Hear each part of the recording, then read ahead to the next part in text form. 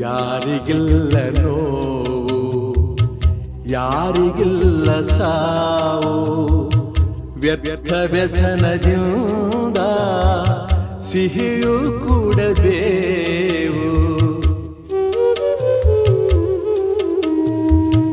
ಬಾಡುವೊಂದು ಸಂತೆ, ಸಂತೆ ತುಂಬ ಚಿಂತೆ, ಮಧ್ಯಮದಗಳಿಂದ ಚಿಂತೆ ಬೆಳೆಯುವುದಂತೆ. ಅಂಕೆ ಇರದ ಮನಸ್ಸನು ದಂಡಿಸುವುದು ನ್ಯಾಯ, ಮೂಕ ಮುಗ್ಧ ದೇಹವ ಹಿಂಸಿಸುವುದು ಹೇಯ.